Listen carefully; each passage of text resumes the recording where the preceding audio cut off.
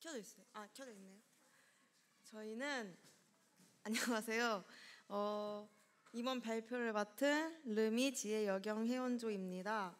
저희는 유출병과 대속제일에 대해서 준비를 했는데 크게 유출병, 속제일 그리고 레이기 키워드 3가지를 준비했습니다. 레이기 15장에 보시면 이렇게 보시다시피 유출병이라는 게 있어요. 혹시 유출병에 대해 다들 잘 알고 계신가요? 네, 이제 알려드릴게요. 유출병이란 히브리어로 조부라고 불리기도 하는데요. 기본 의미로는 흐르다, 나오다라는 의미를 가지고 있고 여기서 더 발전하면 죽다, 소멸하다라는 의미까지 가지기도 합니다. 이 유출병은 남녀의 신체에서 비정상적인 출혈이나 분비물들이 흘러나오는 질병을 말하는데요. 남자의 경우 생식기가 약해 정액이 무의식 중에 계속 흘러나오는 임질이나 매독 등 성병에도 적용하여 언급을 하였고, 여성의 경우 월경뿐만 아니라 몸 밖으로 피가 계속 유출되는 혈루증은 물론 자궁 출혈을 의미하기도 하였습니다. 레이기에서 이 유출병을 부정한 병으로 취급하였는데 사실 지금 시대적으로 보면 생리적인 현상도 있기 때문에 그렇게 부정한가? 라고 생각을 할 수도 있어요. 근데 이 유출병이 있는 사람뿐만 아니라 그 사람과 접촉한 사람도 부정한 것으로 간주를 했습니다. 왜냐하면 앞에 주영 형제님이 발표한 것처럼 인간 자체는 죄의 본성을 가지고 있기 때문에 이 죄에서 나온 것들 또한 죄로 보고 그렇기 때문에 부정한 것으로 보았습니다. 저희가 유출병 크게 만성적인 유출병과 일시적인 유출병으로 공부를 했는데, 첫 번째로 만성적인 유출병이 있는 남성은 눕는 자리, 앉았던 자리, 그 사람과 접촉한 사람, 이 사람이 만진 물건, 모든 것들을 부정한 것으로 보았어요. 그래서 손을 씻지 않고 누구든지 만지면 그 사람을 부정한 사람으로 보았고, 손을 씻지 않고 그릇을 만지면 질그릇을 깨뜨렸고, 나무 그릇은 물로 씻어야 했다고도 합니다. 만성적 유출병에 지닌 남성이 깨끗하게 이것으로 이제 저희가 유추 가능한 결론은 정결법전의 목적은 1차적으로 위생적인 문제가 아니라 이렇게 종교적인 신학적 문제가 있다는 것을 알게 되었습니다. 저희도 몸에 뭐가 이렇게 나거나 뭔가 묻고 땀이 나면 약간 씻고 싶잖아요. 그런 것처럼 이 죄를 씻어야 합니다. 그렇기 때문에 이 더러운 것을 씻어내기 위해서 물로 씻어내듯 이 죄를 씻어내기 위해서는 예수님의 피로 그 죄를 씻어야 하죠. 또한 그 앞에는 하나님의 거룩함과 그 순결성이 필요한 것을 또한 알려주고 있습니다. 만성적인 유출병을 지닌 남성이 깨끗하게 되기 위해서는 7일 동안 잠시만요.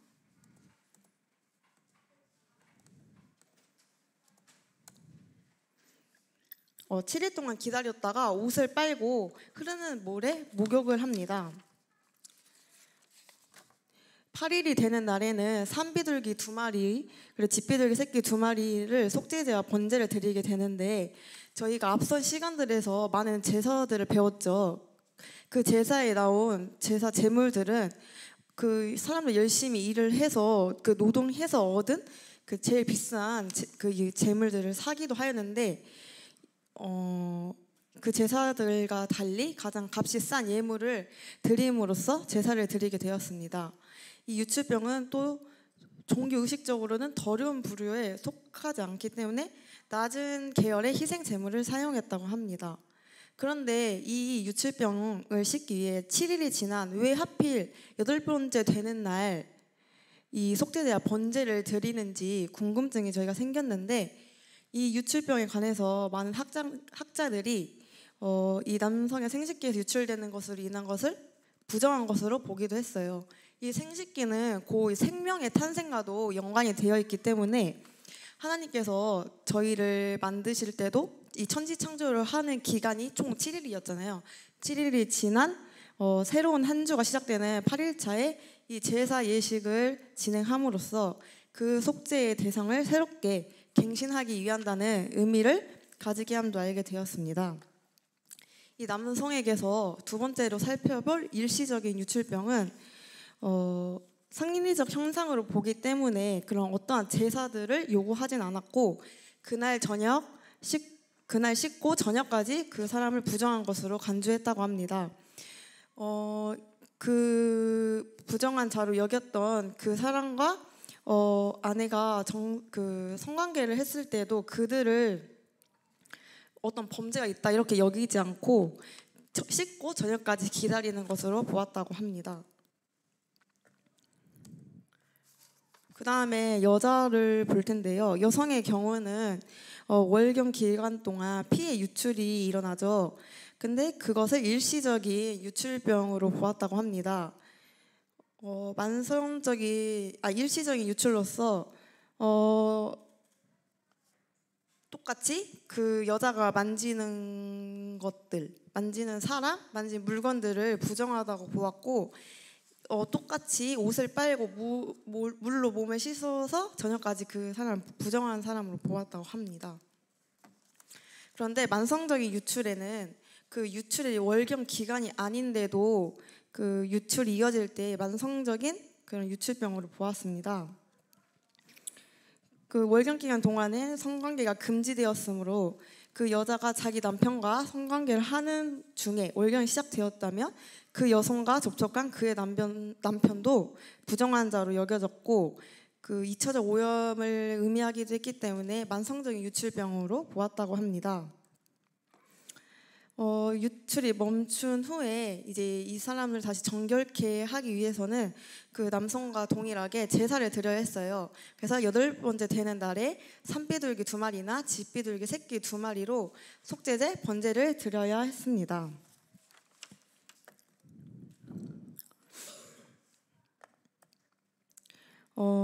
유출병에 걸린 남성 여성들은 그 유출이 멈춘 후에 8일째 되는 날 제사를 드렸는데 이 성이 순수한 것이 아니라 하나님 앞에서 순결해야 할 필요성을 강조하셨습니다.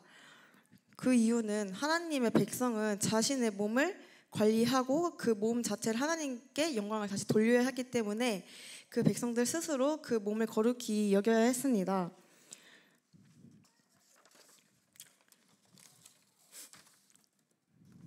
두 번째로 속죄일인데 이 속죄일이란 대제사장 혼자서 주관하는 1년에 한 번 있는 제사입니다.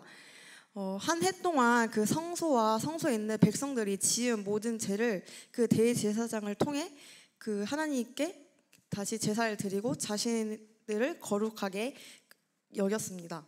그래서 이게 1년에 한 번이었고 특이하게 7월 10일에 이 대속제사가 여겨졌다고 합니다. 이 목표는 1년에 한 번, 1년 동안 그 백성들이 그 성소 안에서 지어졌던 그 축적된 모든 의례적 도덕적 죄를 그 진영과 성소로부터 제거하는 성화하는 날입니다. 그래서 그 제사를 통해 흘려진 피로 다시 거룩하신 하나님께 백성들이 교제할 수 있었고 하나님께 다시 정상적인 기능을 할 수 있는 그런 단계로 여겨졌기 때문에 이 속죄 제사를 했다고 합니다. 그 아론의 아들 나답과 아비후가 서로 다른 방식으로 하나님께 나아갔다가 불에 타버린 사건을 아시죠? 그래서 하나님은 그 모세를 통해서 그 어떻게 해야 올바르게 나아가고 다시 죽지 않을 수 있는지 그 규정을 말씀하셨고 아론이 그대로 따랐다고 합니다. 그래서 저희가 그 제사 방법을 간단하게 알려드릴 건데 먼저 영상을 보겠습니다.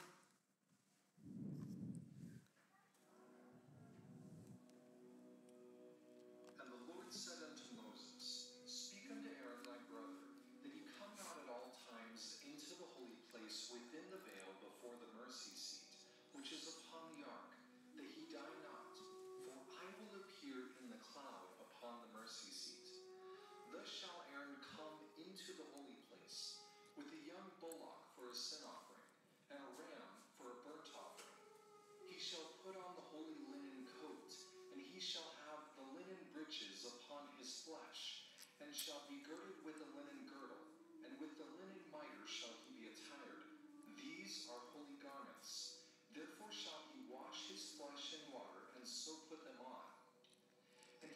take of the congregation of the children of Israel 2 kids of the goats for a sin offering, and 1 ram for a burnt offering.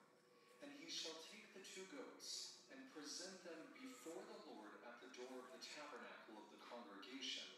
And Aaron shall cast lots upon the 2 goats, 1 lot for the scapegoat, and the other lot for the Lord.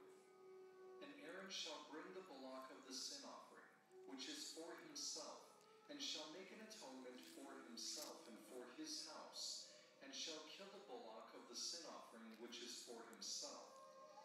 And he shall take a censer full of burning coals of fire from off the altar before the Lord, and his hands full of sweet incense, beaten small, and bring it within the veil.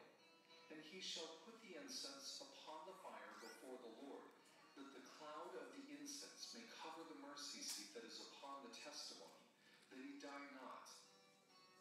And he shall take the blood of the bullock, and sprinkle it with his finger upon the mercy seat eastward. And before the mercy seat shall he sprinkle of the blood with his finger 7 times. Then shall he kill the goat of the sin offering, that is for the people, and bring his blood within the veil, and do with that blood as he did with the blood of the bullock, and sprinkle it upon the mercy seat, and before the mercy seat. And he shall go out unto the altar that is before the Lord, and make an atonement for it, and shall take of the blood of the bullock, and of the blood of the goat, and put it upon the horns of the altar round about. And when he hath made an end of reconciling the holy place, and the tabernacle of the congregation, and the altar, he shall bring the live goat. And Aaron shall lay both his hands upon the head of the live goat, and confess over him all the iniquities of the children of Israel, and all their transgressions in all their sins, putting them upon the head of the goat, and shall send him away by the hand of a fit man into the wilderness.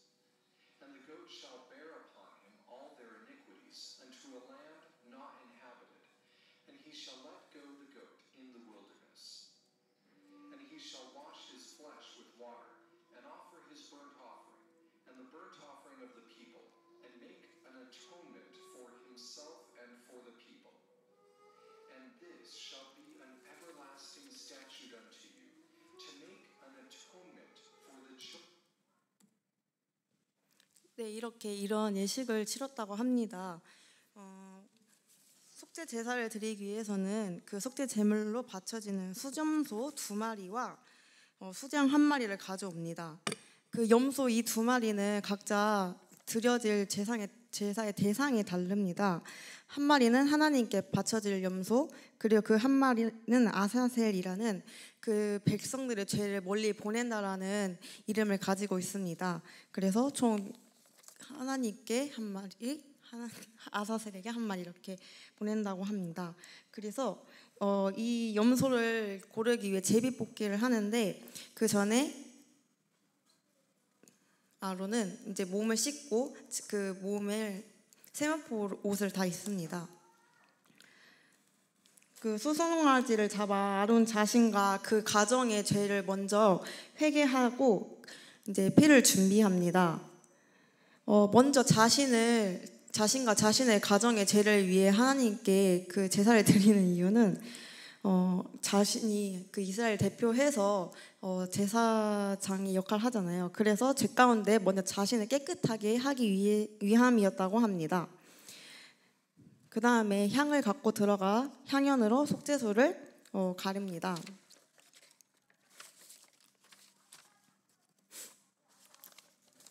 수송아지 피를 가지고 가장 서쪽에 있는 거룩한 방으로 들어가서 손가락으로 그 피를 뿌리고 속죄소 앞에 7번 뿌립니다.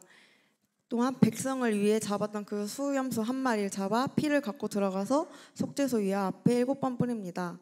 번제단으로 나와서 수송아지 피와 염소의 피를 취해 7번 뿌립니다.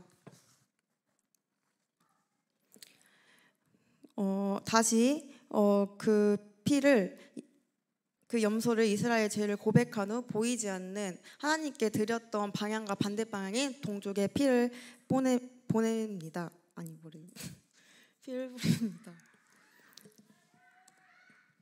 아론은 남은 일을 다시 하기 위해 회막에 들어가서 그 세마포 옷을 벗어두고 거룩한 곳에서 물로 몸을 씻고 예복을 다시 입습니다. 마지막으로 자신과 백성을 위한 번제를 드리고 그 속죄제물에 기름을 드림으로써 모든 제사의 절차가 끝납니다. 그 예식을 마치면 그 염소를 아사셀에게 보내는 사람들도 동일하게 자기 옷을 빨고 물로 씻은 후에야 진 안으로 들어올 수 있습니다. 속죄제물의 피로 성소에서 죄를 속하는 예식을 마친 다음에 그것들을 진 바깥으로 다시 끌어내 가족과 살코기, 똥을 불에 태워야 합니다. 태운 사람도 자기 옷을 빨고 물로 목욕하여야 진 안으로 들어올 수 있습니다. 속죄 제사는 아까 7월 10일에 하는 연례 의식이라고 말씀드렸는데 7월 1일 나팔절부터 7월 10일까지의 회개 기간을 갖고 또한 7월 9일 저녁부터 7월 10일 저녁까지 금식을 했다고 합니다. 그 이유는 1년간의 지은 죄를 씻어내는 중요한 제사인 만큼 그 금식이 없었다면 또한 그 백성의 참된 통회가 없었다고 보기도 아무것도 아니라고 간주했기 때문에 금식을 했다고 합니다. 마지막으로 저희가 이 레이기를 준비하면서 세 번째 키워드를 같이 나누고자 하는데요. 첫 번째는 하나님은 거룩하신 분이십니다. 이 거룩하신 분과 그 분이 거하는 그 지역에는 일순간이라도 그 오점이나 흠이 개입될 수 없습니다. 반대로 인간은 육에서부터 나오는 모든 것들은 애초에 선한 것이 없었기 때문에 그 죄를 자백하고 거룩을 유지하며 하나님과 교제하기 위해 그 거룩을 유지하는 모습을 볼 수 있었습니다. 그렇게 이스라엘 백성들은 제사를 통해 자신을 다시 거룩하게 하고 하나님과 그 관계를 유지하기 위해 노력을 했었는데 현 시점으로 그리스도인인 나는 하나님의 성전인 내 몸과 마음을 거룩하게 유지하고 있는지 얼마나 죄에 민감하게 생각하며 살아가고 있는지 스스로 질문을 하게 되었습니다. 두 번째로는 그 대제사장인 아론을 통해 그 이스라엘의 죄를 씻어내는 제사를 치렀는데 사실 그 제사를 드린 아론도 불완전한 인간이었기 때문에 완전한 속죄를 이룰 수 없었습니다. 그 불완전한 제사장이 아닌 완전한 제사장 그리스도께서 그 죄를 속죄하심으로 그 은혜를 입고 거룩하신 하나님과 다시 교제할 수 있었는데요.